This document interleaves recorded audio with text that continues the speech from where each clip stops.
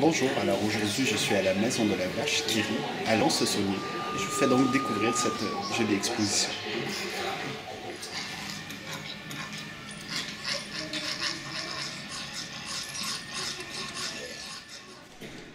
La vache qui rit est un des premiers exemples de marketing de fromage à l'échelle internationale. Et comme vous voyez, il ne manque pas d'imagination pour mettre en valeur leurs produits. Charlie Vachepine, Andy Vacherolles, Vachco et compagnie. C'est à Lons-le-Saunier qu'est installé le groupe Bell et donc c'est la fierté de toute une région. Par contre, l'entrée n'est pas donnée. Dans les 8 €, la construction de la maison de la vache qui rit est toute récente. C'est donc un beau bâtiment écologique qui propose de nous faire découvrir l'histoire de la vache qui rit, la fabrication du comté. On peut donc y voir plusieurs photographies d'époque ainsi que de courtes vidéos qui présentent les différentes étapes de l'assemblage. Et voici une de ces machines. Oui, de la petite entreprise familiale qui est née ici dans le Jura, effectivement, elle est partie à la conquête du monde. Aujourd'hui, le groupe est présent dans une trentaine de pays à travers des filiales. Et dans toutes les langues dans lesquelles elle est vendue, ou presque, le nom de la vache qui rit est décliné. Par exemple, dans les pays anglo-saxons, elle s'appelle The Laughing Cow. Elle représente à peu près 75% du marché du fromage au Maroc. Et vous interrogez un jeune Marocain dans la rue, ou même certains adultes, et ils vous diront qu'ils sont absolument persuadés que la vache qui rit est tout à fait marocaine.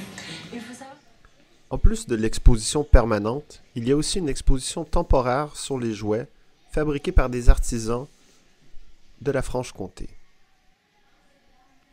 Ainsi, il y a plusieurs jolis jouets de bois, dont Bécassine, que l'on reconnaît.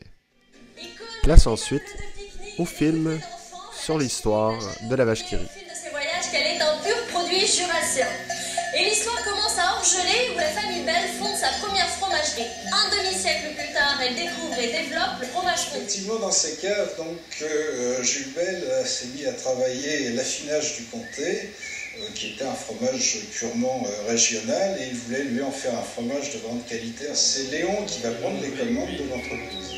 Léon, lui, décide de déménager. Alors Léon décide de déménager l'entreprise à Lons-le-Saunier, tout simplement parce qu'il y a maintenant le chemin de fer à Lons-le-Saunier et que sur l'étiquette de ces premières boîtes sont des boîtes en fer. Qu'est-ce qu'il y a? Je vous donne en mille. Une vache. Une vache. Elle est sur ses quatre pattes, elle est derrière une barrière et qu'est-ce qu'elle fait cette vache? Elle rit.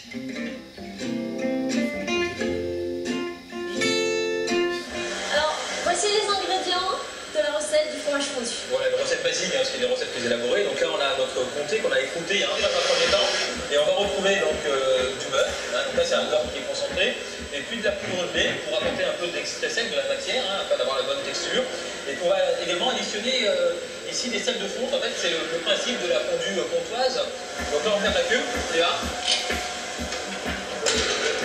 La vache qui rit va monter à 130, 140 degrés, quelques secondes. Finalement, c'est quand on va conditionner, on conditionne à chaud. Et c'est le produit qui, comme il est chaud, va permettre de pasteuriser l'emballage pour s'assurer qu'on n'ait pas de problème de conservation. Dans certains pays d'Afrique, vous trouvez des vaches qui rient qui sont vendues, non pas au réfrigérateur, mais comme ça, en pleine chaleur. Il y a aujourd'hui dans la vache qui rit, il y a toujours des bols de fromage. Bien sûr. Le détail de la recette, je vous le donnerai quand. C'est un secret si bien gardé que la potion magique de Panorama. Par contre, je peux vous donner une petite indication quand même. On va retrouver des fromages, notamment du comté, fabriqué dans la région, et de l'emmental, auquel on aura enlevé la croûte auparavant, on aura brossé les fromages, complètement nettoyés. On va additionner d'autres types de fromage à pâte pressée, de l'édam, du gouda, du cheddar.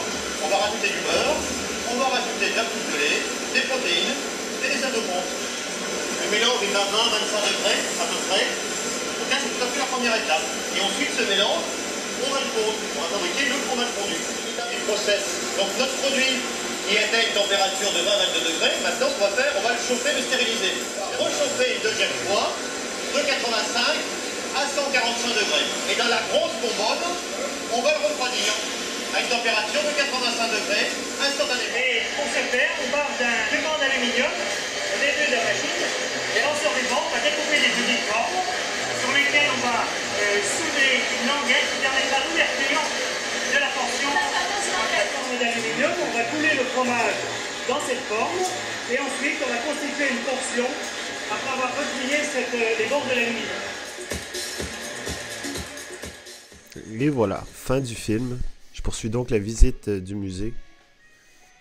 Le groupe Bell fait aussi le Bon Bell, le Baby Bell et le Boursin. Voici la première illustration de la vache qui rit. J'espère que vous avez bien apprécié la visite de la maison de la vache qui rit de Lons-au-Saunier. Je vous souhaite le bonjour.